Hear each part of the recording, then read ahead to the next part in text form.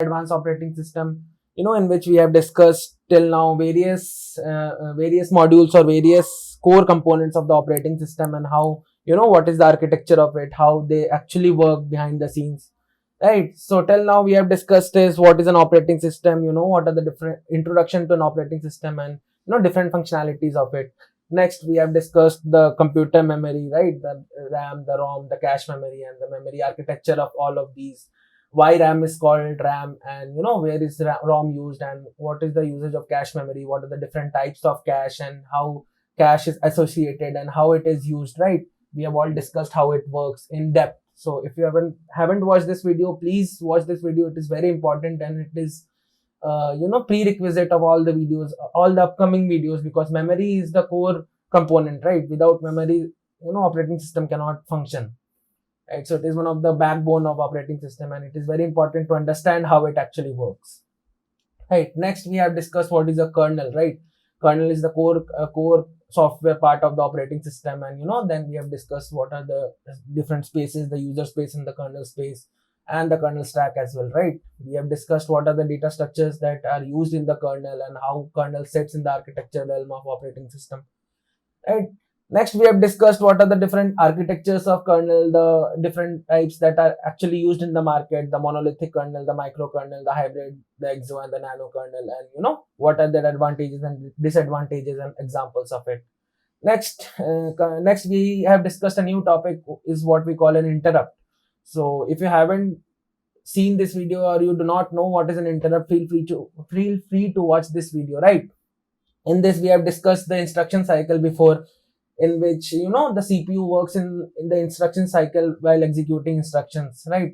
So it first fetches, then decodes, then executes the instruction, and how the interrupt cycle sits between the instructions, right? Instruction cycle. And we have also discussed what is a cycle and what are the different types of cycles, and and then we have discussed the different types of interrupt architecture, and how interrupt actually works and sits with the memory architecture, right? And what are the phases of the interrupt architecture and the interrupt cycle, right? And as discussed in the previous videos, we will in this video we will show you with some programming how interrupt works, and how we can manipulate the routines or the code that is responsible for whenever an interrupt occurs, right? So before that, I need something to share with you guys, that please don't go for something which is very shallow, right? I am not telling to watch my videos, but you should know what you are using, right? You should know as a software developer what are the core components of the operating system. So you should research, you should study, not my videos, but any videos, any blogs that are available to you, and have an in-depth knowledge, so that you can become a good software developer, right? So a good software developer always knows the basics of computer networks, the operating system, DBMS, have great knowledge about system design, are good in DSA, they are good in everything, right? You should not master, obviously if you can master all the subject, but you should have at least the basic knowledge that of everything, right? A core component of software engineering, right? The architecture, how compiler works, you should know all these topics. How pointer works, if you are familiar with C++, anything that you are using, anything that you are extensively using and is related to your career, you should have an advanced knowledge of it, or at least try to study as much as possible and know as much as possible, so that after some time, when there is a situation in which you got a problem, then you can figure it out very easily, because you have already studied all the basics and you have a strong foundation of everything, right? So let's move on to the video. A lot of motivational talk, right? So in this video we are going to see some code, and before the coding part, I actually need to discuss something with you related to the concepts. So in the previous video, what we have discussed is there are two types of interrupts, right? Interrupts, what are these? The hardware interrupts, hardware, and the software. In that video, I told you that whenever the interrupt occurs, the CPU fetches the instructions that is related to the interrupt in the interrupt vector table, IVT, right, in which it stores the interrupt number and the function which is responsible for, it is called a routine, basically routine. It is responsible for example, for interrupt 1 we have a function f1, for interrupt 2 we have a function f2. So there is a mapping between these two, and it is stored in the interrupt vector table, right? But and I told you that I will show you how we can modify the functions and write our own custom functions, right? We can modify. But one thing I will need to make sure that if we are modifying this table, we should require a very in-depth knowledge of the operating system architecture and how operating system actually works. And it is generally not allowed to modify the interrupt vector table, because most of the interrupts are the critical hardware parts or the CPU interrupts that are available and are stored in here. All the software interrupts, or let me go down. Okay, so all the software interrupts are stored in what we call as signal vector, not in the interrupt vector table. The core software interrupts are obviously stored in the interrupt vector table, which is very, very important. But the programs that we and you write, in the C and in C++ and any user level application that signals and software interrupt are stored in what is called a signal vector or signal interrupt vector. Signal interrupt vector, right? It also stores the signal number, and the function that is available and responsible for this signal number. For example, 1, 11, 12, 13, 2, and for the f1, f2, f3, right? All these are stored in signal interrupt vector. So we can modify these because these are user level, right? And if we try to modify the interrupt vector table and something goes wrong, then the whole operating system will crash, because operating system is heavily dependent on interrupt, right? It is heavily dependent on process and it is heavily dependent on interrupts, right? So you should know that when to modify a certain thing and when to not modify. So we will not modify this, but instead we will modify the signal interrupt vector, right? So before signal interrupt vector, we will see some concept and how we can use that in C programming to modify that. So let's quickly jump to the function which will allow us to modify that. So the function that is available to us is a signal function, right? Signal function. It has certain parameters, and this function is responsible to modify the routines. I hope you know about routine, right? Routine is, if you do not know, just go to my previous videos. I will not tell this in this video, because you should watch these videos if you are in this playlist, in my playlist, because it is very, very important and is related to each and every concept. So basically, let me just tell you, but you should watch each and every videos, right? That is very important and interconnected to each other. So routine is a certain set of instructions which is let's suppose it is a function. Basically assume that it is a function which is just a set of instructions that is available to you, and it does some work whenever a interrupt occurs, right? So that is what we call a routine or handler routine, right? So the signal function is, with the signal function we can modify the routine of a particular interrupt. Right? So I hope you may assume what the signal function takes as an argument. And one more thing, if you are not able to understand what is a function, what are the parameters, what are the arguments of a function, then please pause this video, watch some C related videos, and if you have any doubt, you can ask in the comment section. But before that, you should, understand the basics of C programming, right? Before, watching this video. And if you are not familiar with any programming language, then first, you should learn a programming language, most probably C or C++, and then come to this playlist, right? Because one programming language is very, very important. So let's continue. So the signal function takes what we call as the signal number or interrupt number, and it takes a function. or our custom function that we will define, right? That we will define in our code. So you may assume that how we can pass a function as an argument. Okay, so we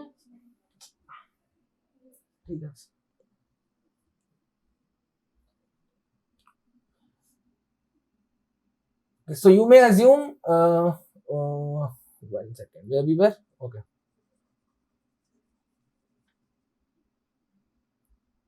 so the signal function takes two arguments, the signal number or the interrupt number, and the function or the custom function that we will write, and in our code. So this function will be written in our code. So you may assume that how we can pass a function as an argument, So there is a feature in C or C++ where you can pass function as an argument, right? Pass function as an argument. So it is a very interesting concept, and it is a side concept. If you know how to pass a function, then just skip this part of the video and move on to the coding part. But if you do not know what is and how we can pass a function and what are pointers, you just watch this and listen this carefully, right? So we can pass the function using a function pointer. So what is a function pointer? Actually, what is a pointer? Pointer is something which has its own address and stores some memory address of other locations, right? For example, this is a variable 10 and it has an address A2. So, and this is a pointer P. So P will store the address of A2 if we assign P to A2, right? So A2 will be stored here. So anything or any data type that stores the memory of something, some other data type, it is called a pointer, right? Pointer. So similarly, as you can guess, what will be a function pointer? So whenever you write something, whenever you write a function, and execute the code, this function block is stored in a memory, right? This whole function block is stored in some memory, or the start of the set of execution of this function has a particular memory. Let's suppose 100. This is 101. Any instruction, this is 102. Let's suppose this is 105. ... Continuous blocks of memories, right? And this start address of the function, we pass it, and whenever we pass this, it is cached by the function pointer, or the data type that is used to cache this is a function pointer. So let's suppose function pointer. Sorry for my terrible handwriting, guys. Function pointer, right? So let's suppose we have a function f which requires some work, and we have some other function f1 in which we pass f, right? So if we have an argument f which is a function pointer, right? And in the main function we pass, let's suppose a is equal to f1, and we pass the address of this. You can give any name. Let's suppose it is my m or m. What is m? M is a function pointer. It is just a name, right? Function pointer. So we can pass f1, and how we pass the memory of the function?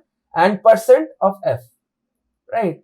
%% is used to denote, and it is used for referencing and dereferencing, right? So if you do not know anything about referencing and dereferencing, again pause this video and watch the videos of referencing and dereferencing from any videos, or you can just research in the internet and you will find the concepts of dereferencing and referencing, right? So whenever we pass %% with a function name that is defined by us, and it can be cached through other function with the function pointer. So basically this variable has the capacity to store the address of a function, right?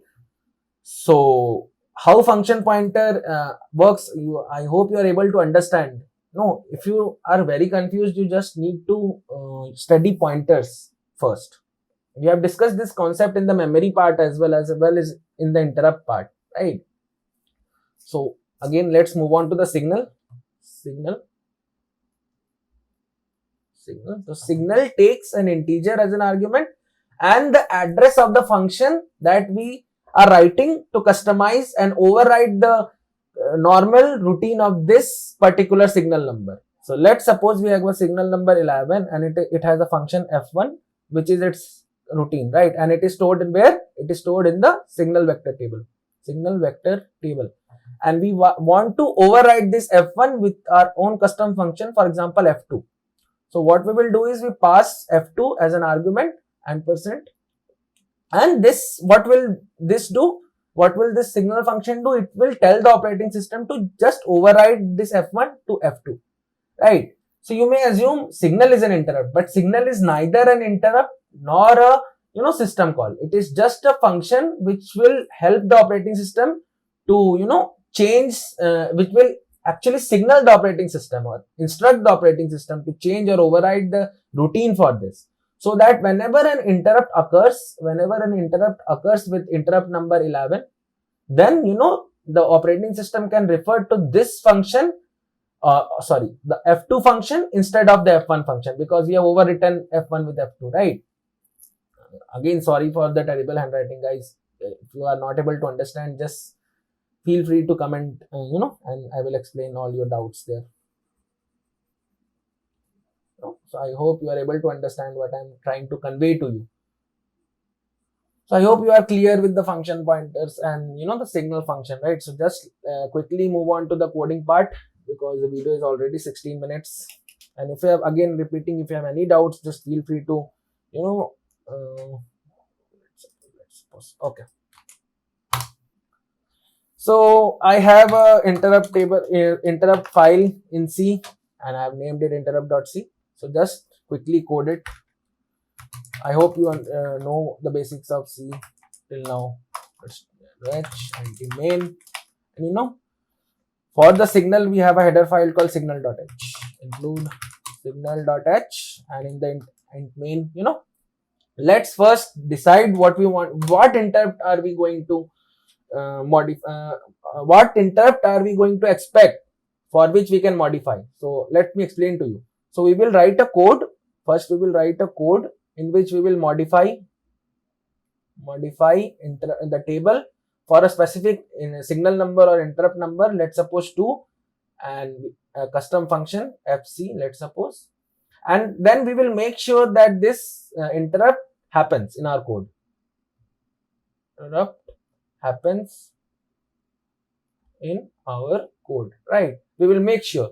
So we are going to make sure 2 interrupts. Let's for example the control C and the illegal memory exception, right? So before that, just let's discuss what are all these. So whenever a function is running, or a program is running, or a process is running, right? So whenever it is running continuously, for example you have a while loop with which has a never ending condition, and it is running continuously. So if you want to stop that, how will you stop?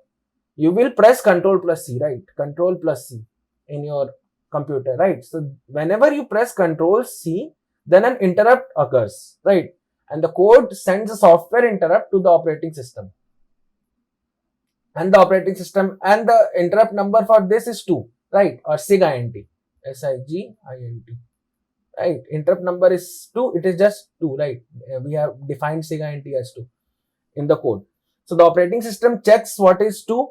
So in let's suppose we have a signal vector table 2, and we have already overwritten the handler with the signal function, right? Signal function in our code. So we will write the signal function to override this, and then we will press Ctrl C while we execute this while loop, and then we will see that whether it works or not, right? So let's just jump into the code first.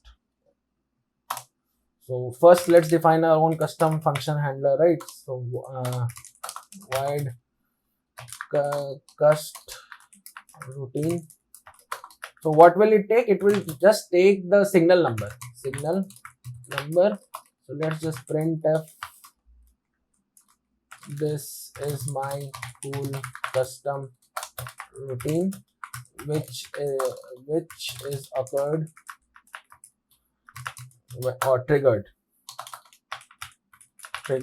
when the signal number %d is triggered / and comma, and this is signal number, right? So this is our custom handler. Now just before making the interrupt happen, we just signal. So as you can see, it takes a function pointer, and you know the it takes a function pointer and the signal number that we want to change. So before that, I am coding this, but in the next video what I will do is I will explain you the syntax of function pointers and how we can modify the function pointers and play around with these function pointers so that you can understand it. Just now assume that I need to send a signal number that is, let's suppose 2, and a first routine. So let's ampersand here. So now if I do not put ampersand in the function pointer, you know what it does?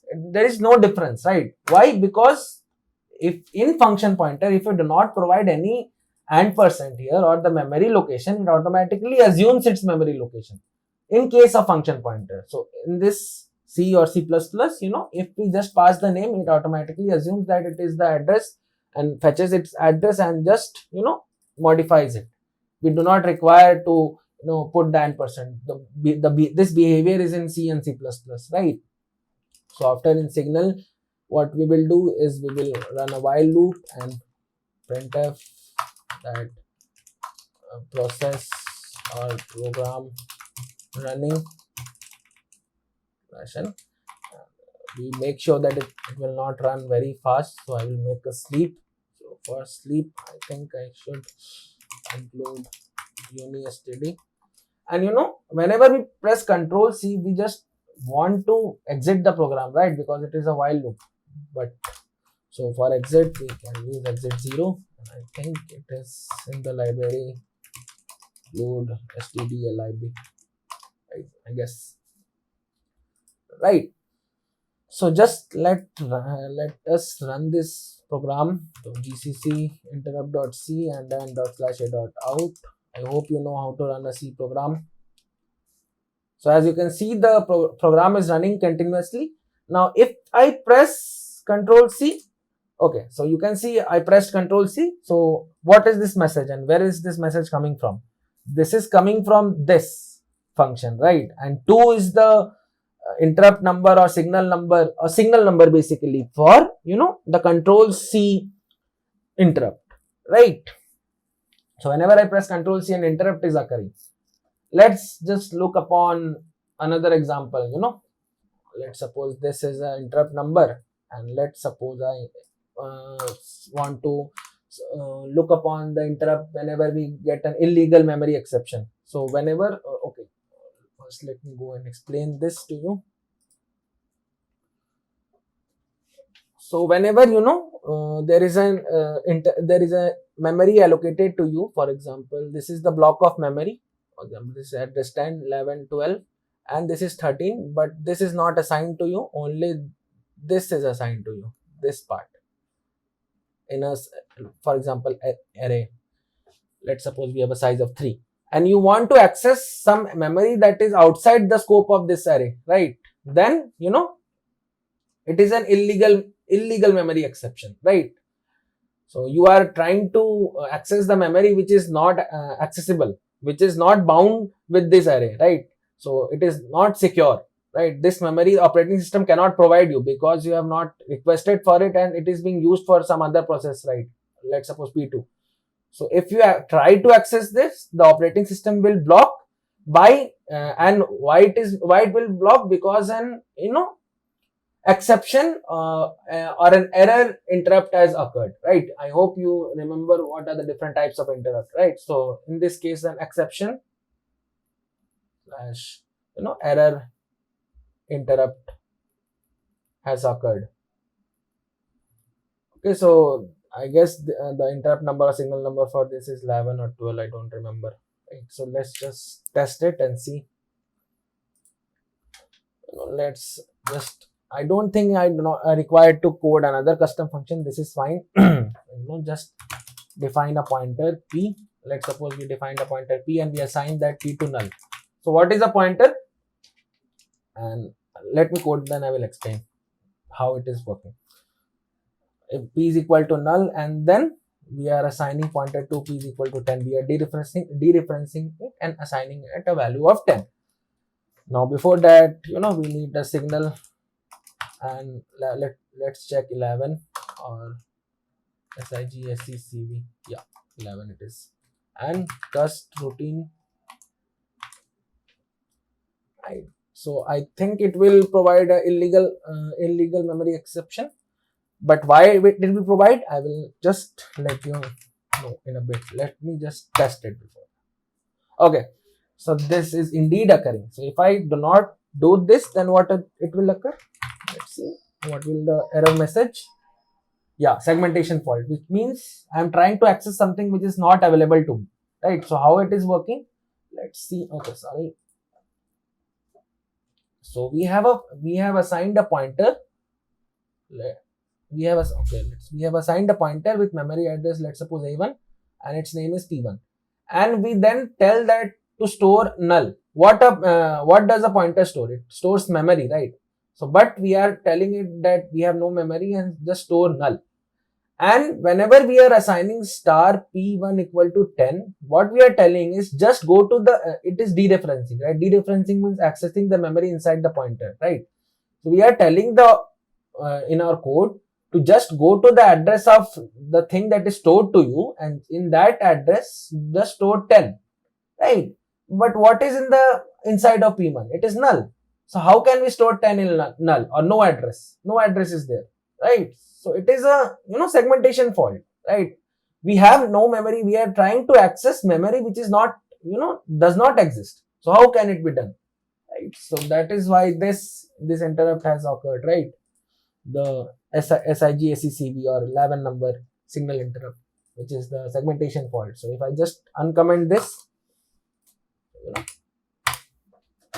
see, this is my custom thing working, right? So in this, if we just write segmentation fault, custom segmentation fault, it will work the same. Custom segmentation fault /n. Let's just run it and see. Yeah. So see, custom segmentation fault. This means that whenever a segmentation fault is occurring, or whenever my program is trying to access something which is not allocated to us, then it generates a software interrupt which has a signal number of 11 or an interrupt number 11, and we have modified the routine of that 11 in the signal vector table using this signal function, right? So I hope you understand this video and understand what is the use of signal function, and how we can modify the signal vector table, and why are we not modifying the interrupt vector table, right? And in the next video, it will probably be a short video in which I will explain function pointers, so that you can understand how this function is being passed to the signal function. So in the back, I guess we have this we have a signal function which takes an integer number and a function pointer. So how we define a function pointer? Just the basic syntax I'm telling. It tells it, we need to give the return type of it, which is void. We need to provide a function pointer and a custom name of ourselves, for example, engineers code. And then we just need to provide the parameter of the functions. So in our case, the parameters are integer, right? Which is already defined. Now we can, use this engineers code function however we want. So if num equal to 11 or 11, we can use this function as a call engineers code, right, with signal number 11. So this is the overview of how it is working, right? So I don't think I need to make a video on function pointers. You can just research it, because this is an operating system playlist, not a C programming playlist, right? And if you guys have requests in the comment section, if a lot of guys have any doubt in this, then probably I can make a video on that. But till then, it is not needed, right?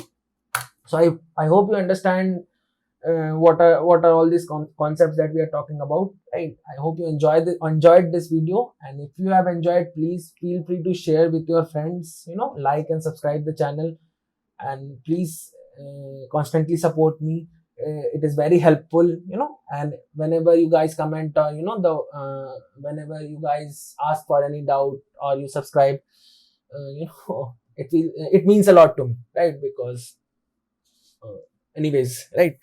Okay, guys. So thank you for watching this video. Please like, subscribe, and comment. And I will see you in the next video. Bye bye.